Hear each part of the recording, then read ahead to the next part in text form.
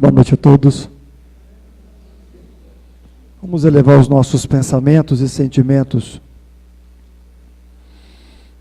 ao alto, aos amigos espirituais, trazendo na nossa mente a figura pacífica e mansa de Jesus,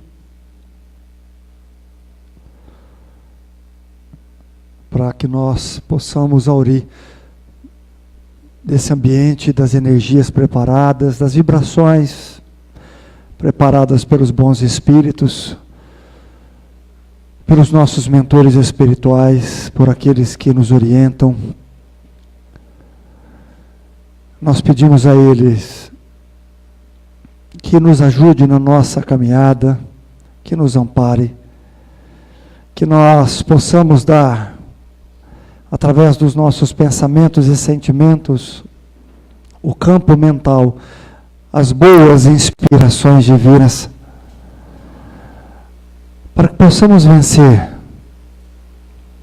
as nossas dores emocionais, os nossos traumas, as nossas dúvidas, os nossos anseios, que possamos vencer os nossos entraves íntimos, como o orgulho, o egoísmo, a falta de perdão para conosco e para com os outros, a falta de amor para conosco e para com os outros, a falta de caridade, de indulgência, de misericórdia, que possamos aliviar um pouco as nossas cruzes, buscando a vivência e os ensinamentos de Jesus no nosso dia a dia, que possamos voltar a sorrir, que possamos ter de volta o brilho em nossos olhares, que possamos ter os nossos corações mais leves, que possamos ser menos julgadores, que possamos ser instrumentos daquilo que é bom, daquilo que enobrece, daquilo que traz a justiça de Deus e toda a sua misericórdia. Que possamos, através da nossa conduta, da nossa mudança, edificar em nossos corações o reino de Deus, edificar em nossas vidas um legado, uma mensagem edificante para aqueles que nos cercam. Que possamos ser os pequenos sirineus, também carregando as cruzes dos nossos irmãos. Que possamos aliviar as dores, o cansaço, a fadiga. Que possamos reacender a esperança.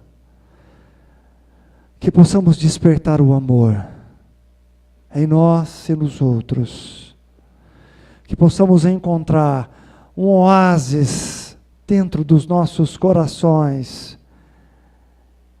E que tenhamos água em abundância, uma água que mata a nossa sede íntima, uma água que mata a fome de justiça, de consolo, de amparo.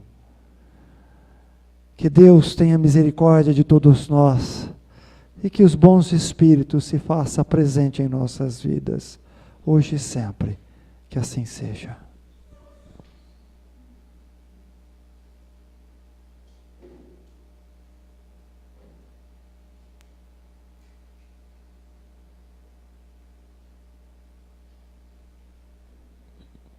Nós estamos no Livro dos Espíritos, estamos começando o capítulo chamado Intervenção dos Espíritos no Mundo Corporal.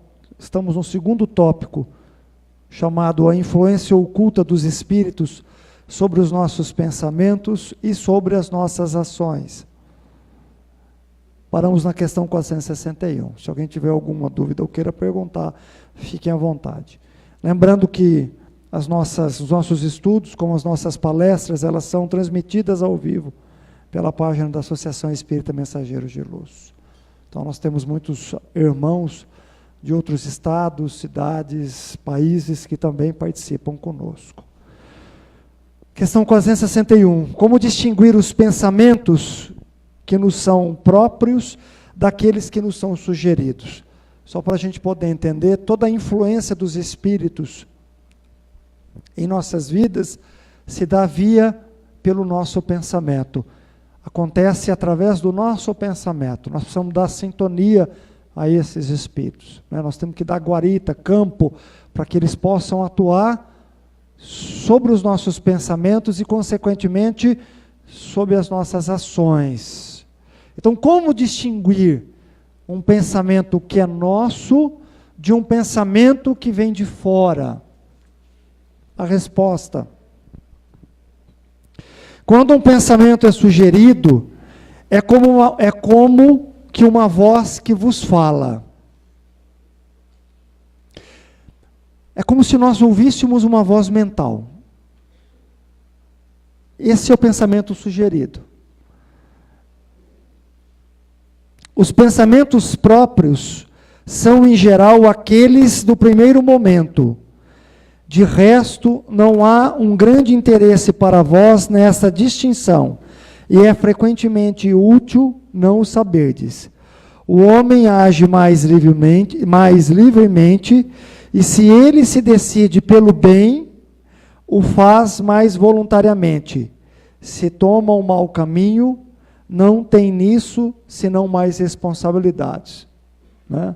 Então ele coloca que a distinção de um espírito que nos é, de um pensamento que nos é sugerido, é como uma voz que fala em nossa mente. O restante são os nossos pensamentos. É assim que ele coloca.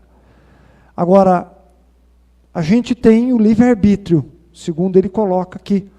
O livre-arbítrio de ter a escolha dos nossos pensamentos, dos nossos sentimentos, dos nossos atos. E aí compete ao homem, compete a cada um de nós, por esse mesmo livre-arbítrio, fazer uma reflexão das nossas ações, daquilo que nós pensamos, daquilo que nós sentimos, né?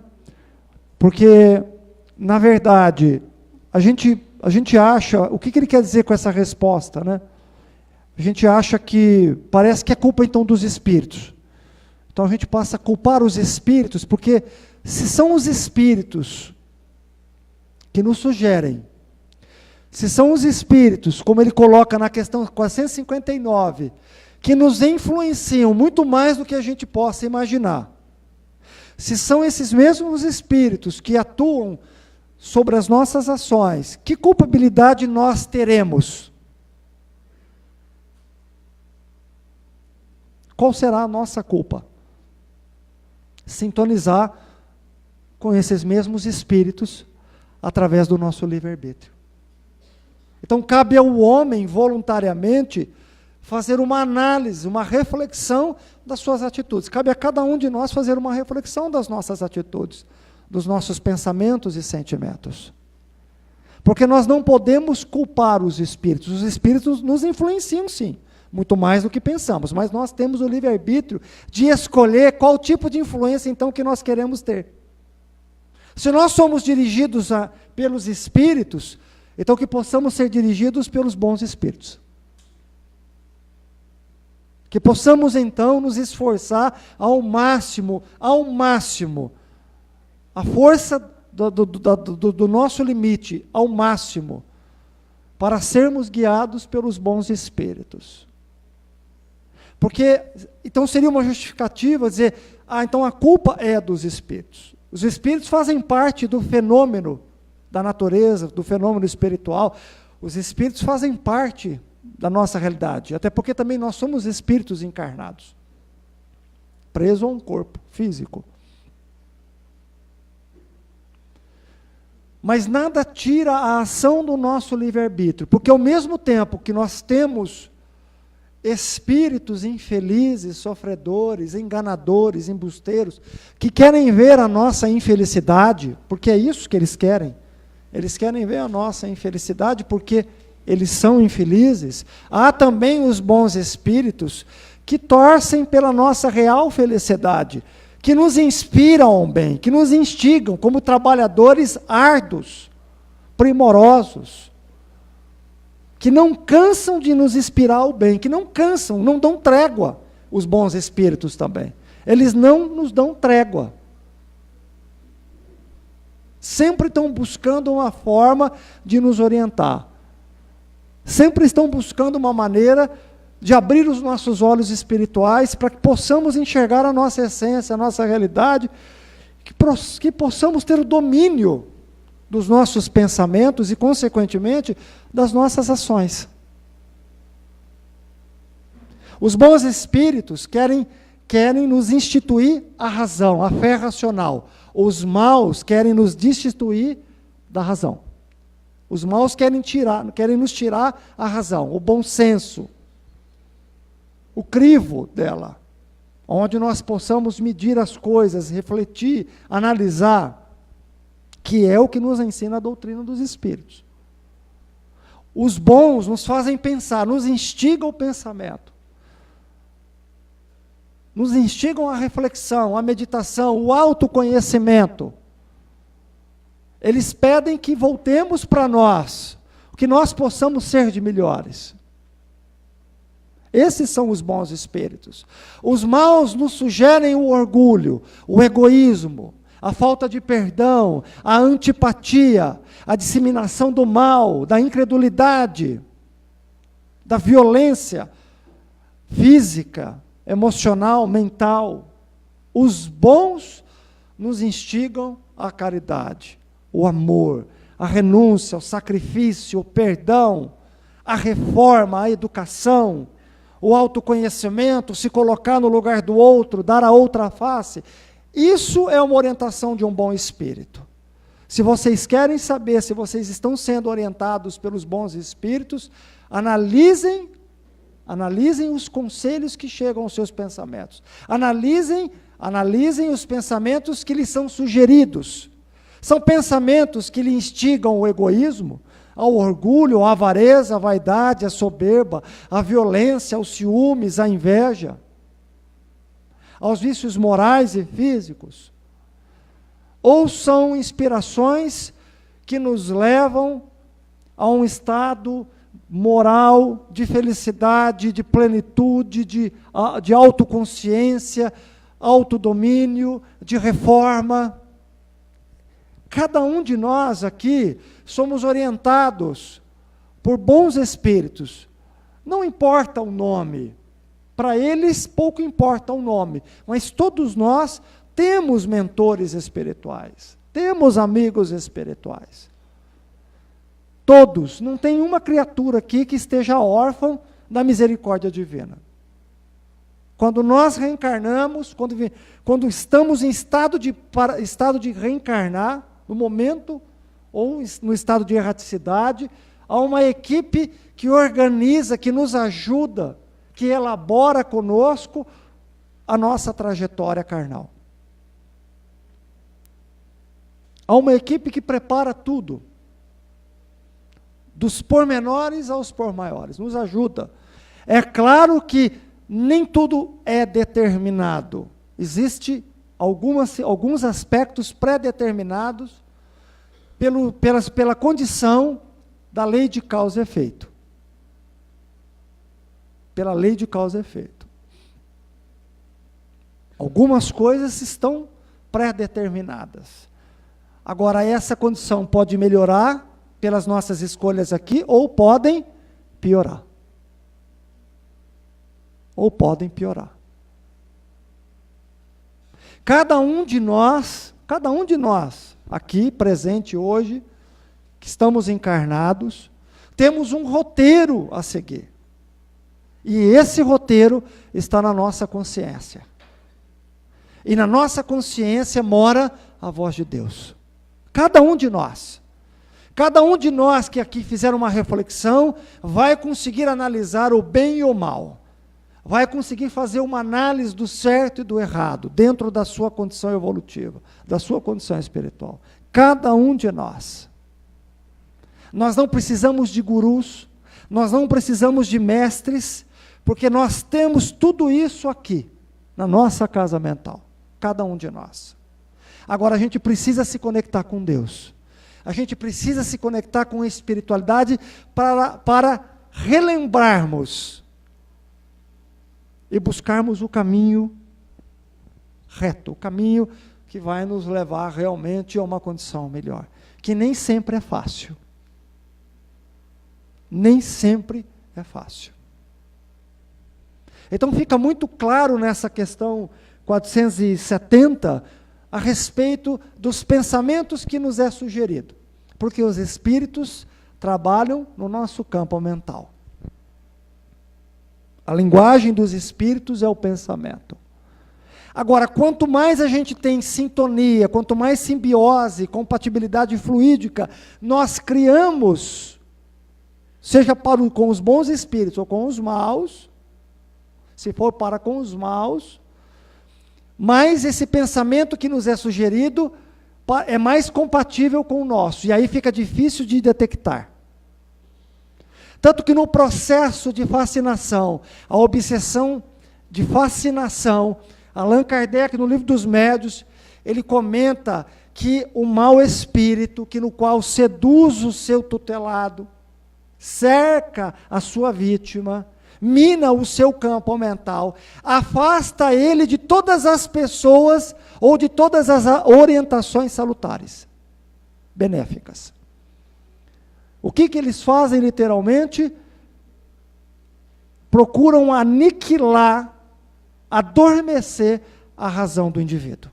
O indivíduo não consegue mais pensar, ele fica fascinado, fanático. Fascinado. Ele não consegue mais pensar, ele não consegue mais fazer uma análise.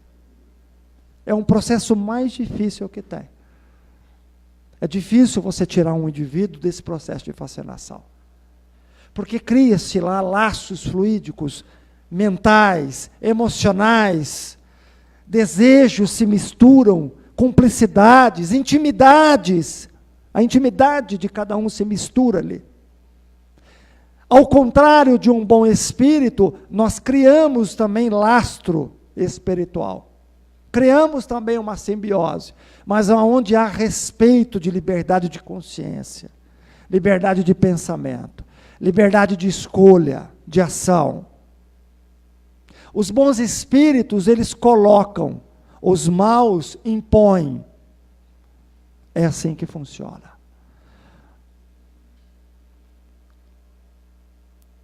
Por isso que é necessário cada vez mais orar e vigiar.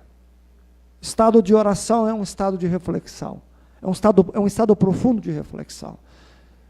É um estado no qual desperta em nós, através dessa oração, um estado no qual nós nos conectamos com Deus. Nós estreitamos isso. A oração nos permite termos essa capacidade. A oração é um mecanismo, é uma força no qual desperta em nós a nossa consciência, a nossa espiritualidade. E automaticamente, quem ora, quem medita, quem reflete sobre a sua vida, quem agradece, quem gerou bons hábitos dos seus pensamentos, ele começa então automaticamente a vigiar. Por isso que Jesus coloca em primeiro lugar a oração. Orai, para depois ter a vigília. A oração é a conexão com o alto. É o pão espiritual que fortalece os nossos espíritos. É a nossa proteção espiritual. Nós precisamos dela.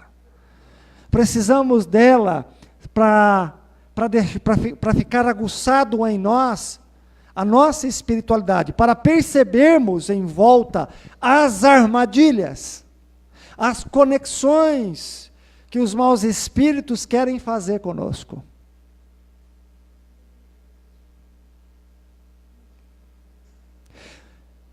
Muitas vezes, no Evangelho, a gente vê Jesus combatendo a hipocrisia desses maus espíritos, esses espíritos infelizes, tentando seduzir o Mestre.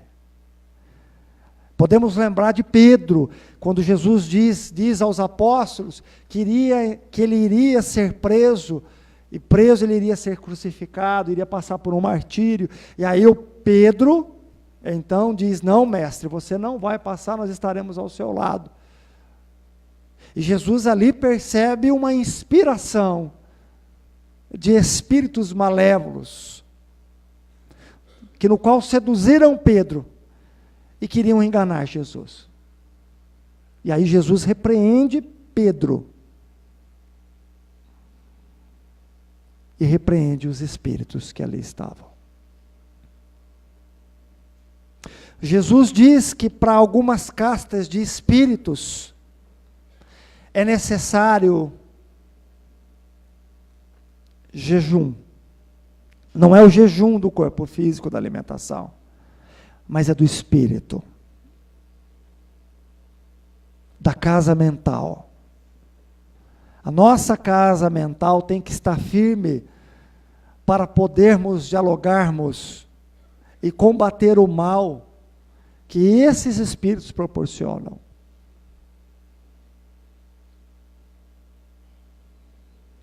Então nós precisamos ter o hábito de orar, nós precisamos ter o hábito de conversar com Deus em nós. E a oração não é simplesmente algo mecânico, não é uma prece feita. A oração é um pensamento sincero, íntimo, que sai do nosso coração. Não é a quantidade de palavras ou de pensamentos, mas é a qualidade que eu coloco naquele pensar, quando estou orando.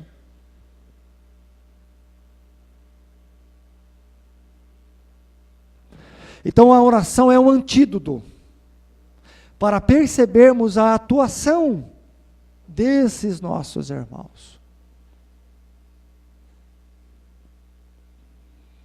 Ela é o remédio, ela é a força que nos ampara, para não cairmos em tentação. E aí quando eu falo aqui a tentação, é nos nossos erros, naquilo que nos seduz às questões materiais da vida terrena. E aí automaticamente eu começo a ter a vigília, porque eu fico atento.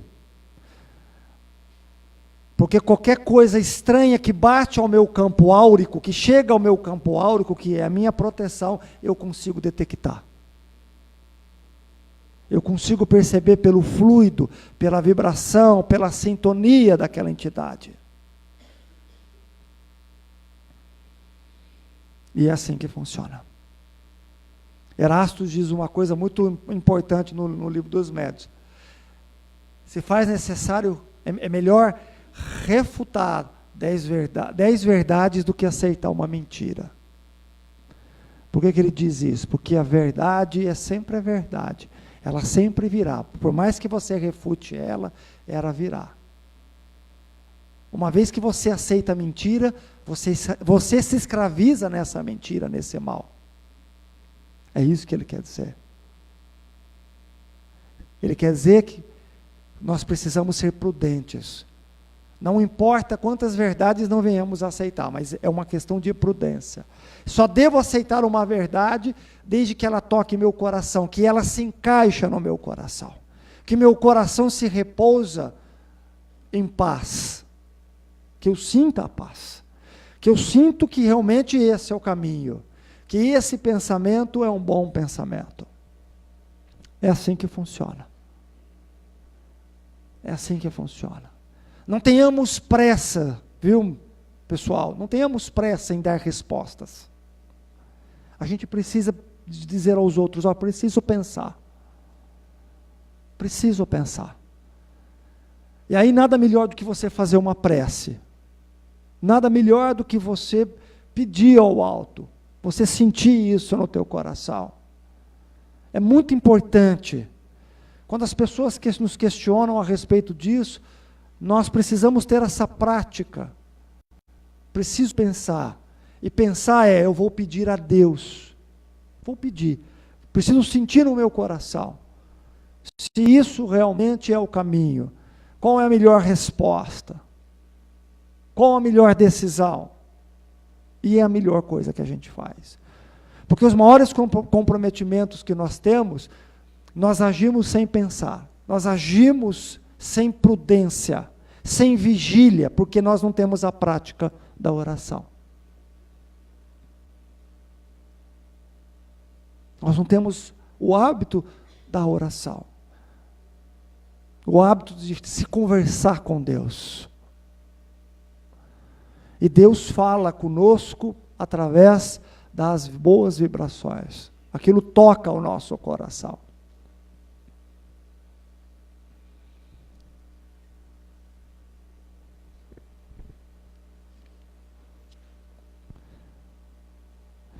Questão 462. Os homens de inteligência e de gênio aurem sempre suas ideias de sua própria natureza íntima, quer dizer, o homem de gênio, aqueles que são inteligentes, né? Eles sempre atuam através da sua inteligência, da sua própria inteligência, é isso que Kardec pergunta. A resposta: algumas vezes as ideias vêm de seu próprio espírito, mas frequentemente elas lhes são sugeridas por outros espíritos que o julgam capazes de as compreender e digno de as transmitir. Quando eles não as encontram em si, apelam à inspiração. É uma evocação que fazem sem suspeitar. Se fosse útil que pudéssemos distinguir claramente nossos próprios pensamentos daqueles que nos são sugeridos, Deus nos teria dado o meio. Como Ele nos deu o de distinguir o dia da noite, quando uma coisa é vaga, é assim que deve ser para o bem. Porque, na verdade, se isso não ocorre de ficar nítido, é para que saibamos usar melhor o nosso livre-arbítrio. É assim que funciona. A nossa razão tem que estar conectada com a nossa emoção. Precisa haver uma conexão para ter bom senso. Para eu achar o bom senso, para eu achar o equilíbrio, para que eu possa achar o meio termo. Eu tenho que buscar entre a emoção e a razão, que é aquilo que nós poderíamos chamar de sabedoria. Então, o homem de gênio, ele pensa por si só, mas ele recebe muitas inspirações. Agora, nós precisamos, para receber essas inspirações, elas não são de graça. Eu não posso estar na ociosidade. E falo da ociosidade de nenhuma forma, nem material e nem espiritual. Eu preciso estar trabalhando. A boa inspiração só chega em nós, através dos bons espíritos, quando vê o quê? O nosso esforço, a nossa dedicação, trabalho. Eu não estou falando só de trabalho profissional, material, aquele que é remunerado. Eu estou falando de toda atividade no qual é benéfica ao homem. A remuneração é benéfica, sim, mas existem outros tipos de trabalho, onde nós também somos inspirados. Então, a boa inspiração não vai chegar para aquele que está de braço cruzado, viu, pessoal? Aquele que ora a Deus pedindo ajuda, mas não se ajuda, não pede, não busca, não bate, não ora, não vai chegar. Eu preciso estar em movimento, porque é assim que funciona a lei do universo, a lei de trabalho. Nada é de graça. A gente precisa se ajudar para ser ajudado. Então não adianta eu estar de bracinhos cruzados. Eu preciso pelo menos me esforçar para querer entender. Eu preciso me esforçar para encontrar a resposta. Eu preciso me esforçar para encontrar a cura. Como esse homem de gênio, seja ele no campo da ciência, da arte, da filosofia, da educação, ele tem que estar no campo de trabalho. ele tem que se esforçar. Ele tem que pensar num bem maior, para que ele receba também a boa inspiração. Para que ele receba uma mãozinha da espiritualidade. Porque aí, esse é o trabalho em conjunto com a espiritualidade. Nada nos é de graça, nada nos é dado, sem esforço, sem dedicação, sem mérito. Mérito eu coloco na questão do nosso esforço e da nossa dedicação, porque mérito perante a Deus todos nós temos. Agora, nós precisamos ter mérito perante a nossa consciência, a nossa. É a lei do trabalho, é a lei do esforço. Então, nós precisamos. Aí entra a boa vontade, entra a fé, entra a busca, né? Tudo isso é extremamente importante para que eu encontre as respostas.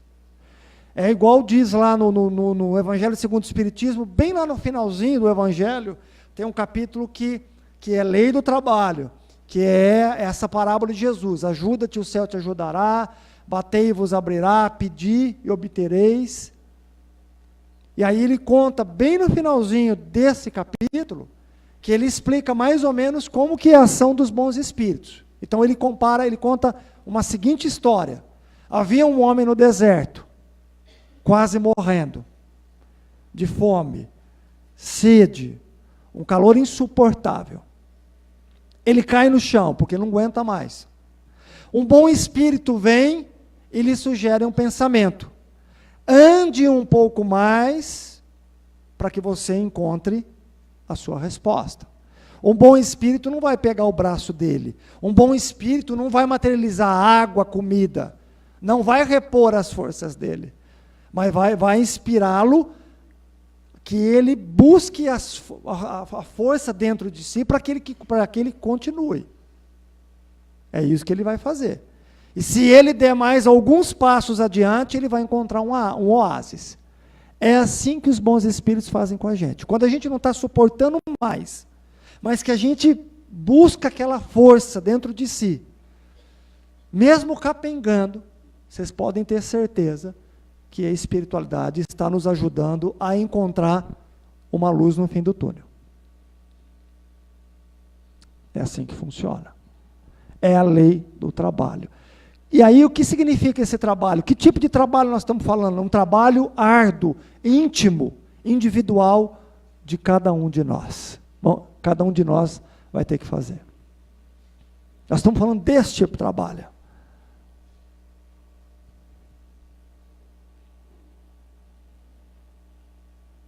Como o homem de gênio também aqui, pode ser inspirado pelos bons espíritos, como também pelos maus. A questão 463, disse algumas vezes que o primeiro movimento é sempre bom. Isso é exato?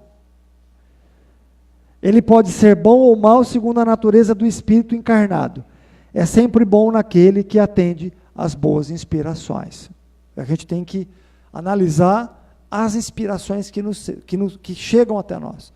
Elas são boas, são benévolas, são edificantes, são construtivas. A gente tem que seguir aquilo que o nosso coração sente, né? Que perceber se é boa ou se é ruim. A questão 464. Como distinguir se um pensamento sugerido vem de um bom ou de um mau espírito? É o que eu falei agora há pouco, né? Estudai a coisa. Os bons espíritos não aconselham senão o bem. Cabe a vós a distinção. Então, um bom espírito, ele não vai ficar te instigando ao mal. Ele não vai dizer para você assim, um bom espírito, olha, não perdoa não, você está certo. Um bom espírito, por mais que eu esteja certo, que eu não fui o causador da situação, mas ele vai pedir a mim, tenha paciência, ore por aquele que está te caluniando, ore por aquele que está te perseguindo, perdoa, dê a outra face. É isso que um bom espírito vai fazer. Olha, gente, se nós seguíssemos a nossa consciência, é o que eu falo, nós não precisamos buscar consulta nenhuma, né?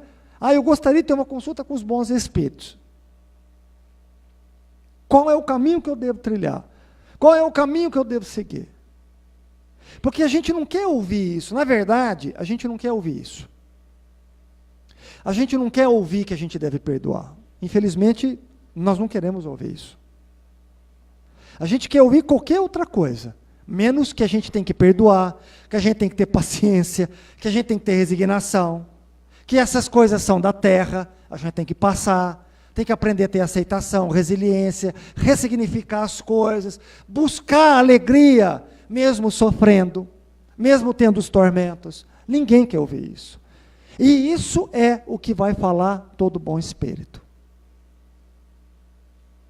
A gente tenta até florir o nosso problema, não é isso que a gente faz? Quando a gente tem a oportunidade de dialogar com algum bom espírito, a gente começa a florir para ver se toca o coração do bom espírito, né? Se a gente valoriza a nossa história, é como se isso tivesse um peso a mais, né? Aí ficamos lá uns 40 minutos, 1 hora, começando falando que a gente sofre desde pequenininho, aí começa, vai indo, vai falando. É 1 hora, 1h30, 2 horas, 2h30, quando a gente acaba a história, o bom espírito diz assim, tenha paciência. Sabe por quê, gente? Sabe por que ele está falando para a gente ter paciência? Porque isso é da terra. Na terra teremos aflições. Aqui é um mundo de provas e expiações. Aqui não é um mundo a passeio. Nós não estamos ainda vivendo um mundo feliz. Estamos longe ainda do mundo regenerador. Estamos ainda passos para chegar lá. Então nós não estamos a passeio. Nós estamos num mundo de muitas aflições, de diferenças, de imperfeições, de mazelas. Então a proposta de estarmos aqui não é vencer o outro, não é competir com o outro, é conosco. Não é nos fazendo de vítimas, que a nossa história foi difícil, como se isso nós ganhássemos medalha de honra ao mérito. Porque do mundo espiritual ninguém vai querer saber nada disso. Porque no final, somos nós conosco. Não é com o outro. Tudo que nós passamos, se a tua história foi difícil, foi o teu aprendizado, o teu amadurecimento. A grama do vizinho não é mais verde que a sua, não, porque é muito provável que vivendo nesse mesmo planeta que nós vivemos, ele também tem os seus momentos difíceis. Deve ter passado suas estações difíceis. E se não passou nessa existência, vai passar numa outra.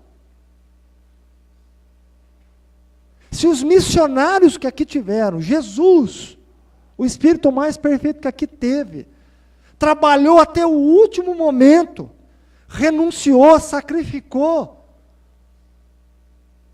não teve folga, ele não teve um momento de folga. Até no momento de martírio, até no momento de dor dele, ele teve que consolar as pessoas. Ele teve que buscar forças para ficar consolando as pessoas. Agora imagine nós. Isso é a lei do trabalho, gente. Para encontrar a felicidade, nós precisamos burilar muito. Porque aí as pessoas vão dizer o seguinte, mas o espírita é sadomasoquista, gosta de sofrer. Não. Nós compreendemos o problema da dor. Nós entendemos a questão do sofrer. Uma vez, o Chico foi fazer uma viagem com o chefe dele. E o chefe dele parou num garimpo de ouro, porque não conhecia um garimpo. E passando ali na frente, ele parou. E convidou o Chico, olha, vamos entrar lá para ver como funciona, porque eu nunca vi um garimpo. Nunca vi um garimpo.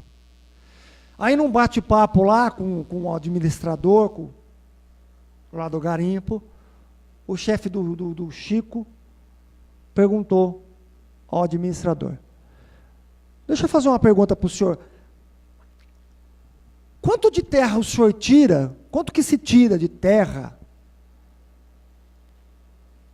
para achar o ouro? Aí o cara falou assim, ó, de 1 tonelada você tira 10 gramas de ouro. Aí o Emmanuel disse assim para o Chico, está vendo, Chico? É assim a vida. De 1 tonelada de aflição, de dores, de renúncia, de exercício, de burilamento, a gente consegue achar 10 gramas de felicidade. Só que essas 10 gramas de felicidade, ela é real. Ela dá paz de espírito, ela pelo menos dá paz de consciência. Você consegue pôr a tua cabeça no travesseiro e dormir. Coisa que a maioria de nós não consegue fazer hoje. Por isso que nós somos o segundo país que mais toma Rivotril. Porque não consegue dormir. Porque não tem 10 gramas de ouro. Não tem 10 gramas de paz, de felicidade, de tranquilidade. E é o que o Emmanuel disse ao Chico. Assim é a vida, Chico. A vida é isso, a vida é burilamento. Felicidade é estado da alma. E é na dor que a gente burila. É na dificuldade. É como diz o irmão Benedito, não se constrói o amor na ociosidade, não se constrói o amor em zona de conforto, se constrói o amor na guerra, na dificuldade, é onde você tem que burilar esse sentimento, tem que ter paciência, tem que ter fé, tem que resignação, tem que respirar 10 vezes, tem que orar, tem que se calar, tem que dar outra face. Isso é exercício de amor. O amor não se conquista indo para um mosteiro, se isolando do mundo, e não tendo contato com ninguém, e vivendo só de oração. Você não constrói o amor assim. Jesus ensinou muito bem isso. Jesus ensinou que o verdadeiro amor está nas aflições, está nos excluídos, está nas dificuldades, está na zona de guerra. Por isso que ele falava, eu não vim para os sãos, eu vim para os doentes, porque os sãos não precisam de médico, mas sim os doentes. Então ele estava na zona de guerra, ele não estava na zona de conforto dele, ele saiu para ir para a zona de guerra, para mostrar como se ama, como se atende, como se ouve. É assim. Então, não adianta nós nos desanimarmos e achar, olha, quando que eu vou ter paz? Você vai ter paz quando você construir isso em você. Constrói, muda teu olhar. Muda esse olhar julgador. Muda esse olhar vitimista, de autocompaixão. Muda esse olhar no qual a gente se coloca como dono da verdade. Muda. Muda. Comece a se colocar no lugar do outro.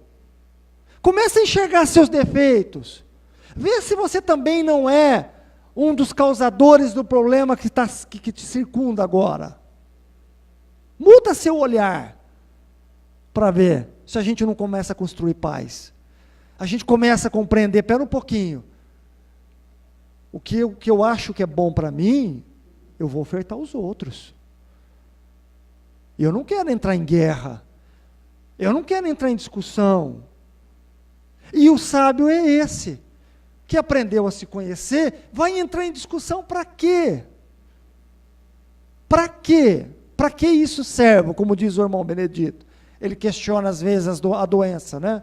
Às vezes ele nos questiona. Para que isso te serve? Para que te serve isso? Está te servindo para te ferir?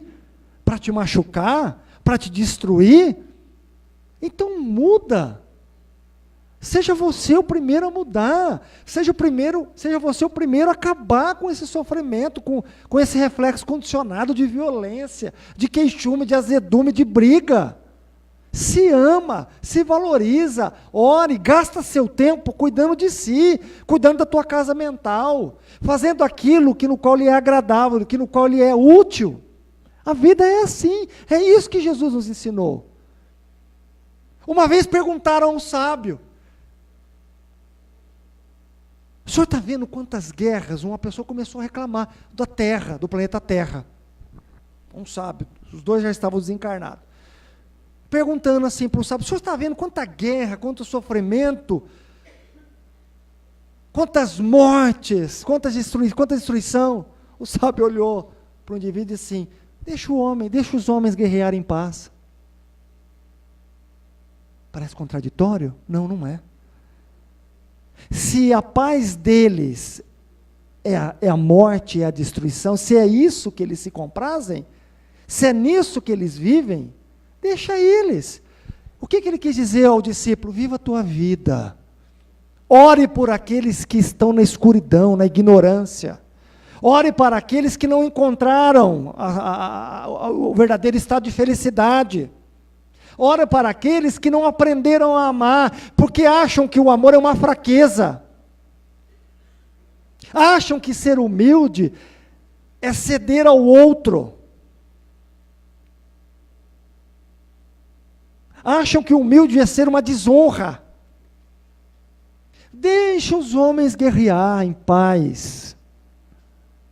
Se o mundo está em discórdia, intriga, em guerra, deixa o mundo. O que você não pode é que seu mundo interior fique em guerra. É isso que nós não podemos, pessoal.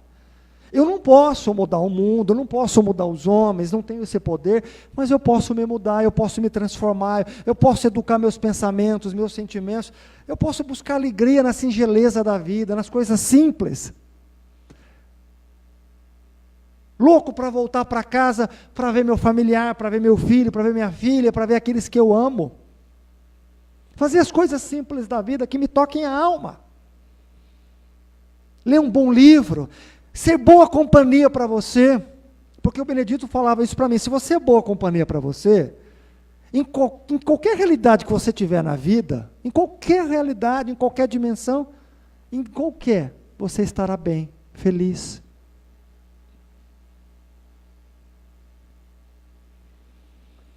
E é isso que nós precisamos.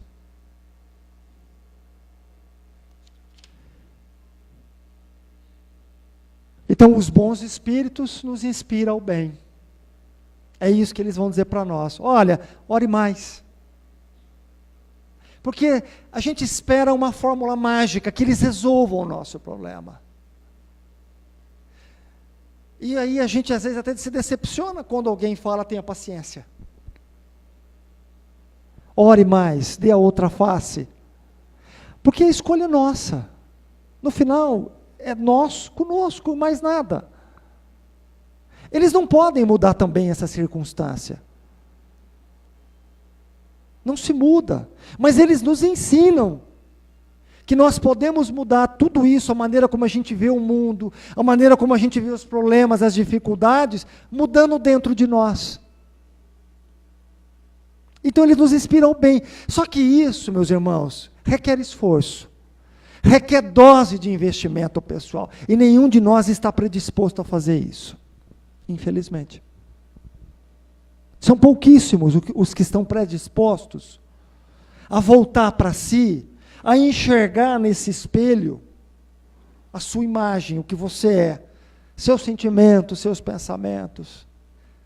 Porque sempre é mais fácil e mais gostoso nós culparmos a vida, nós culparmos a Deus, nós culparmos as pessoas, as experiências.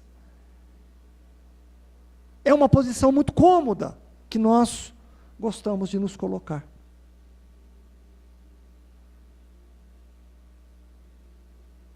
É igual o André Luiz, né? O André Luiz, quando é indicado que ele tinha que conversar lá com o orientador lá de tal departamento, que mandam ele para lá, e que aí ele atravessa, né? Aquela fila, estavam as pessoas sentadas e o orientador diz a ele, né? Ó, tem pessoal para atender aí, o senhor espera, né? Porque é assim que funciona. Aí foi passando um e ele sentado, foi passando outro, e atendendo de pares. E aí chega a vez dele e de uma mulher. E aí o orientador, primeiro as mulheres, né, André? Aí começa o diálogo com a mulher, o orientador começa o diálogo com a mulher. Olha, ele diz para ela, olha, você está tantos anos aqui no nosso lar, né? Você não arrumou nada que te agrade? Ele fala para ela, ah, não. Aí ela responde, não. Ah, isso eu não gosto, isso não me dá prazer, porque é assim, porque é assado, porque não sei o quê. E aí vai aquela conversa. E aí o mentor sugere um monte de coisa para ela e ela nada. Quando chega a vez do André, o André Luiz já percebe, ele diz, ó, já entendi. Vira e vai embora. Ele percebeu que ele precisava se ocupar, ele precisava trabalhar, ele precisava colocar as forças da alma dele em movimento. Por mais que ele comece, né, esse trabalho na soberba, como médico. Ele queria atuar como médico. E aí ele tem um piriri ali, que ele vai dar um passe, ele vai tratar alguém, né? E ele também fica mal, porque ele ainda não estava preparado mentalmente e emocionalmente. Ele ainda não tinha saído mentalmente da condição terrena dele, de médico. Ele estava preso àquela condição mental e emocional.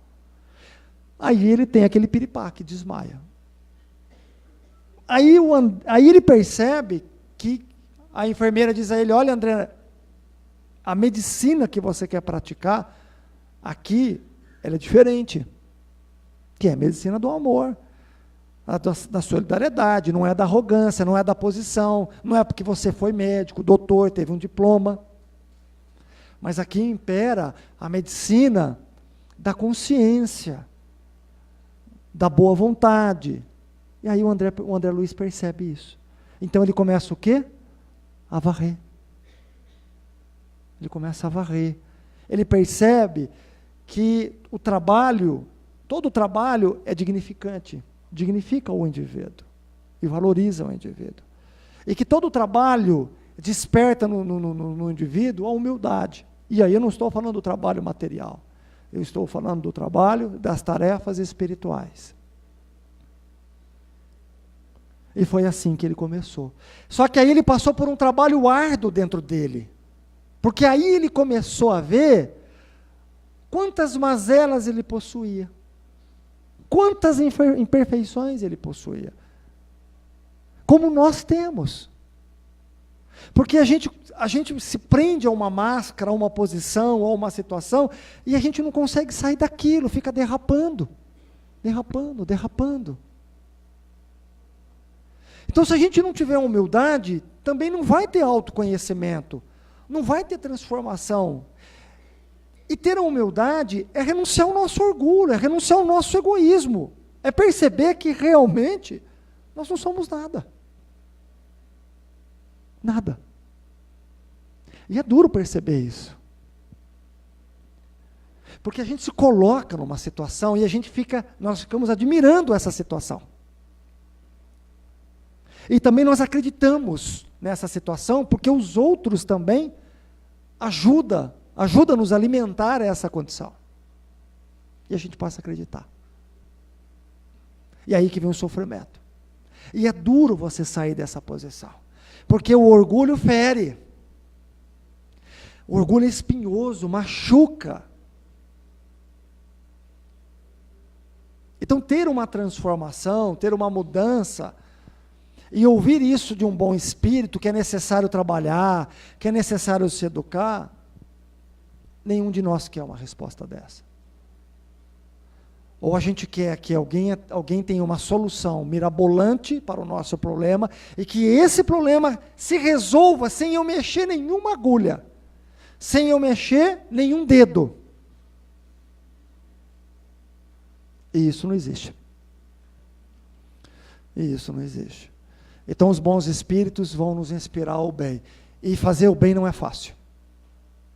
Fazer o bem não é fácil, porque requer sacrifício, renúncia e autoconhecimento da nossa realidade.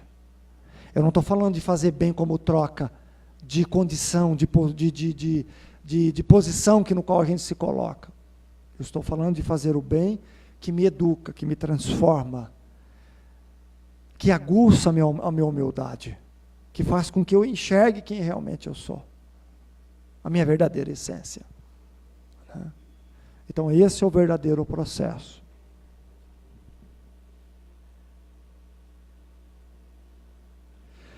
A questão 465. Com que objetivo os espíritos imperfeitos nos compelem ao mal? A resposta: para vos fazer sofrer como eles. Porque assim, olha que situação, né? Esses nossos irmãos,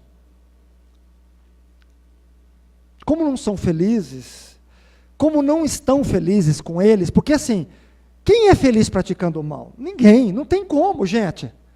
Não tem como você ser feliz praticando o mal. Você pode dar boas gargalhadas e se comprazer, né, por alguns segundos de ver o sofrimento com alguém. Só que como você foi o causador daquilo, você proporcionou aquilo começa a ser um peso na tua vida. Aquilo começa a ser um peso na tua vida. E aquilo vai atravancando, porque cada mal que eu faço, eu atravanco. É uma pedra que eu coloco na minha própria existência. Cada mal que eu pratico em pensamento, em ação, e digo nas pequenas, viu? Cada mal que é para atrapalhar o andamento de alguma situação, eu estou colocando uma pedra no meu próprio caminho. É uma pedra que eu vou ter que tirar lá na frente. E o pior, que essa pedra, ela pesa na minha consciência, na nossa consciência. Aí, esses indivíduos que praticam o mal, que dão gargalhadas, que acham que têm o domínio sobre a vida das pessoas, que acham que têm o domínio sobre uma situação, ele engana-se. Engana-se. Porque ele está tendo a oportunidade, lhe foi dado o livre-arbítrio para ele. É o livre-arbítrio dele, e a oportunidade. Como não está sendo bem empregada e está sendo mal usada, ele vai ter que ressarcir com isso. Eles vão ter que ressarcir, como todos nós temos que ressarcir. Então eles fazem isso, no fundo, não é porque eles ficam felizes, não, porque ninguém fica feliz fazendo o mal. Mas no fundo eles fazem isso para ver o nosso sofrimento. Somente isso. Para ver o nosso sofrimento. Mas se nós revertermos o nosso sofrimento em aprendizado, em autoconhecimento, em sabedoria, em fé, esses irmãos que nos provocam isso, porque tem a permissão do alto, porque a atuação deles, Deus permite que eles atuem sobre as nossas vidas, para que se possa fazer a sua justiça.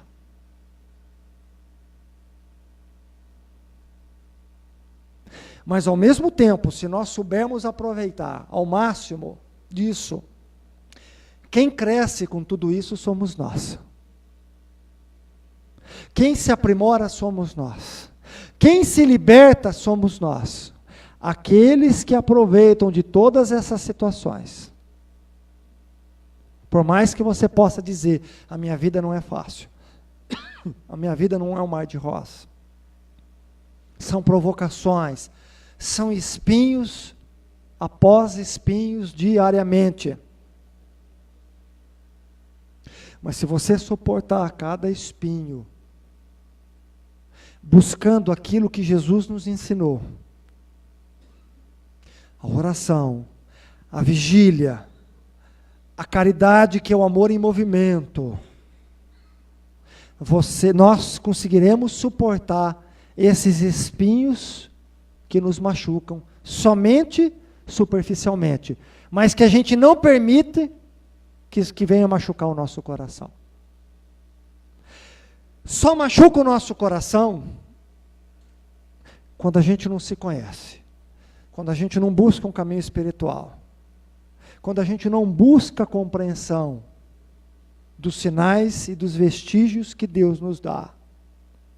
Quando a gente não busca o entendimento a respeito do que é realmente a dor. Para que ela nos serve, afinal de contas? Se nós fizermos isso, não vai ferir os nossos corações. Agora, se a gente não buscar a espiritualidade, se a gente não buscar um trabalho voluntariado, se nós não buscarmos a educar os nossos pensamentos, sentimentos e mudar a nossa conduta, é claro que tudo isso vai atingir o nosso coração. E aí nós seremos também alvo de escândalo. E poderemos promover os escândalos. Porque um coração ferido promove escândalos. E ai do escandaloso, como diz Jesus. Ai do escandaloso. Ai daquele que não vigia, que não ora. Ai daquele que não busca os tesouros verdadeiros do seu coração. Ai daquele. esse será realmente um instrumento do mal. Esse será o estupim do escândalo. E o escândalo é doloroso. E ao mesmo tempo Jesus diz, o escândalo se faz necessário, para que a gente aprenda com os erros dos outros, porque se a gente tiver sabedoria e olhos para poder enxergar, a gente aprende com os erros dos outros. A gente aprende com as histórias amargas que os outros passaram. Basta que eu tenha ouvidos para ouvir. E dizer, esse caminho eu não quero trilhar. Esse caminho eu não quero para a minha vida. Então, se você não quer, ora e vigia. Se conhece, muda. Não dá vazão às suas compulsões, às suas paixões, às suas manias. Lute contra isso. Busque ajuda. Se transforme. Porque passar por escândalos, a gente sabe que é difícil. E não tem pior do que a tormenta que fica na nossa consciência quando a gente comete um escândalo. A vergonha que a gente fica perante aos outros e a sociedade. E a vergonha que a gente promove a pai e mãe, onde a gente devia honrá-los.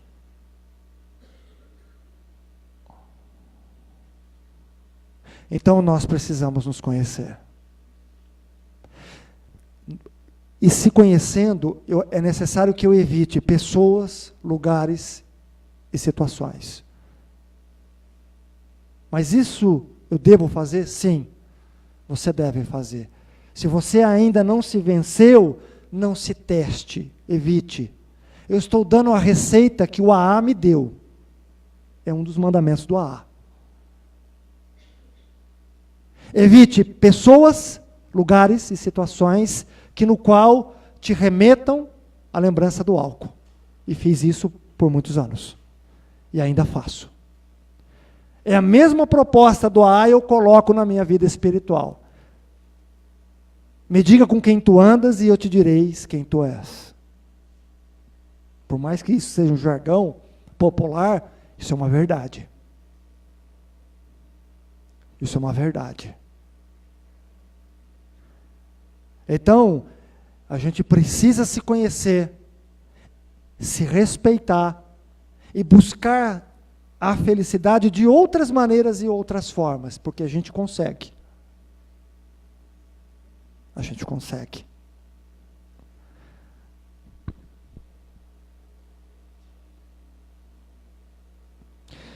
Aí, Kardec pergunta nessa mesma questão, isso diminui o sofrimento deles? Quer dizer,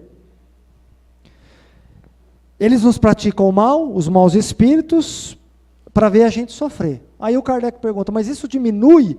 Eles tendo esse tipo de atitude diminui o sofrimento deles, aonde eles estão, no mundo espiritual? A resposta, não. Mas o fazem por inveja de verem seres mais felizes. Não diminui, mas eles fazem isso por inveja.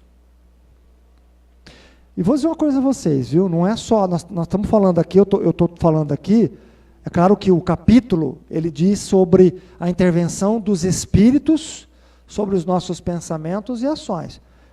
Mas a gente pode pegar tudo isso aqui, todo esse ensinamento, e colocar entre encarnado para encarnado. Porque muitas vezes, a gente quer fazer os outros sofrer, ou promover um sofrimento com um tipo de atitude, porque nós estamos sofrendo.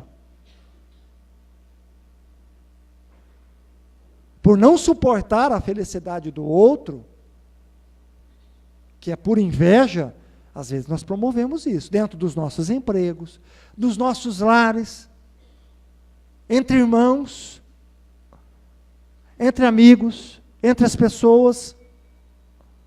Nós promovemos isso também. A gente puxa o tapetinho ali, a gente torce para que não dê certo, a gente reza para que não dê certo. A gente reza no campo individual e no coletivo, que a coisa não dê certo. Só para ver o sofrimento alheio. Isso mostra o quanto nós somos egoístas. O quanto nós estamos presos ao nosso egoísmo. Gente, não dá para ser feliz sozinho. Não dá para ser feliz sozinho. Se a felicidade não for coletiva, se não for o bem-estar coletivo, não é felicidade. Se não for uma felicidade a maioria, não é felicidade. E felicidade, ela é guiada através do amor e da caridade.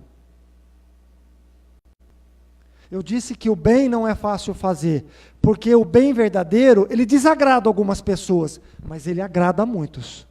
Jesus desagradou uma parte das pessoas tendo aquele tipo de atitude, mas ele agradou uma boa maioria.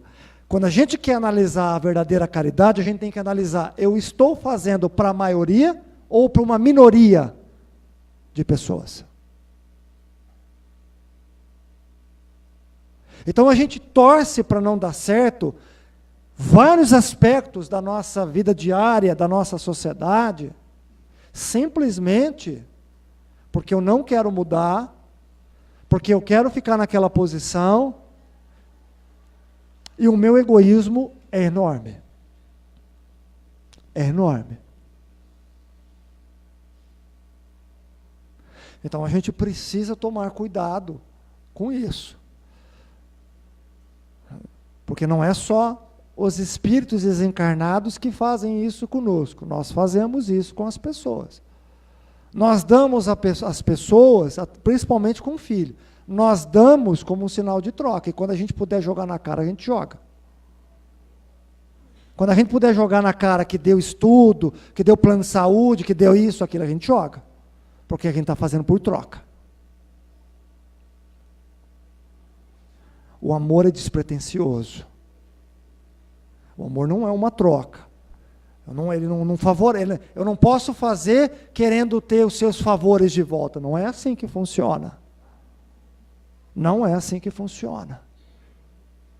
O campo do amor é um campo estreito, muitas vezes minado, porque você vai receber ingratidão. Você não vai ser compreendido. Vai ter dúvidas. Vai ter espinhos. Mas nós precisamos continuar nos amando e colocando esse amor em volta das pessoas da melhor maneira possível. Eu não vou conviver com o inimigo, com uma pessoa que eu não gosto, da mesma maneira que eu convivo com um amigo. Mas, pelo menos, eu tenho que suportar a felicidade daqueles que eu não gosto. E devo torcer e orar para ele que ele seja feliz.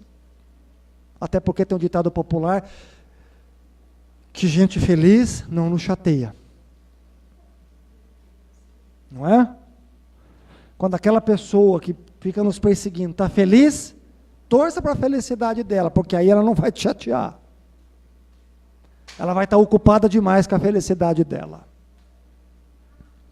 Alguém quer perguntar ou colocar alguma coisa?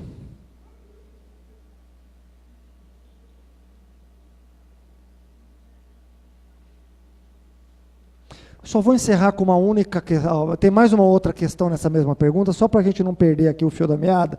Kardec pergunta, que natureza de sofrimento esses espíritos promovem? Que natureza é que eles promovem em nós? Olha que interessante a resposta.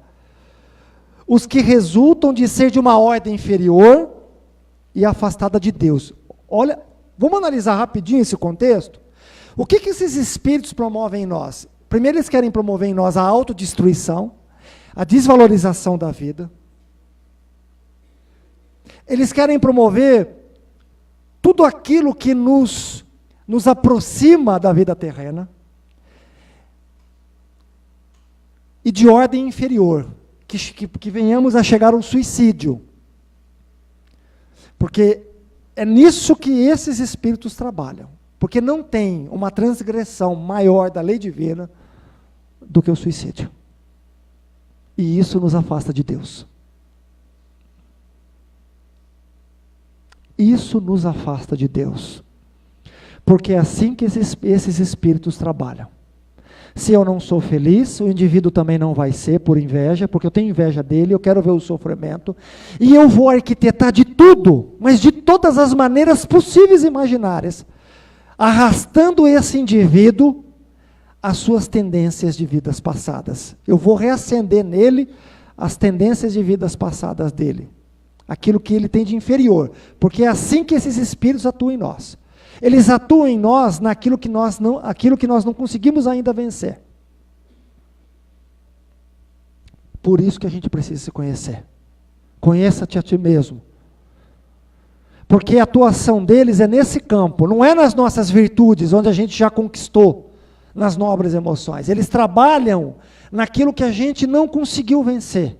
É ali que eles vão trabalhar intensamente e de forma árdua. Eles vão nos minar pouco a pouco. E eles cansam a gente, eles minam a gente pouco a pouco. Pouco a pouco. Até nos levar à desvalorização da nossa vida. Eu não presto, aí eu entro para a drogadição, o consumismo, alcoolismo, a compulsão sexual, quer dizer, todos os ismos que a gente possa imaginar. Todas as patologias psíquicas, enfermidades, até o ponto de eu não aguentar mais, de não suportar mais aquela condição, eu vou lá e tiro a minha vida. É o ponto derradeiro que é o que eles queriam que nós fizéssemos. Tirar a própria vida. Porque esses espíritos sabem que não tem sofrimento maior e terrível para o indivíduo do que o suicídio. Não existe. Não existe. Não existe pior do que o suicídio. No campo moral, nas sensações e no campo físico depois, mais para frente. Esses espíritos terão um certo grau de culpabilidade? Nós vamos ler isso aqui mais para frente. O espírito de verdade vai dizer que sim. Eles vão ter uma culpabilidade. Só que o livre-arbítrio é nosso. Por isso que a oração norteia, equilibra o nosso livre-arbítrio. Por isso que a caridade nos ajuda a nortear o nosso livre-arbítrio. Então esses espíritos, eles querem nos levar a tudo aquilo que se afasta de Deus, porque quando a gente chega nisso, pessoal, eu vou dizer uma coisa a vocês, é difícil lembrar de Deus. Se vocês querem ter uma prova viva, vocês vão visitar um hospital psiquiátrico, que aí vocês vão ver o que é realmente ver um indivíduo, literalmente está mentalmente afastado de Deus.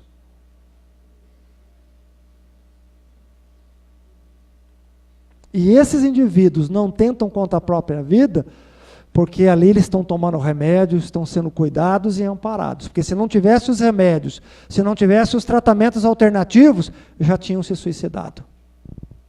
Já tinham se suicidado.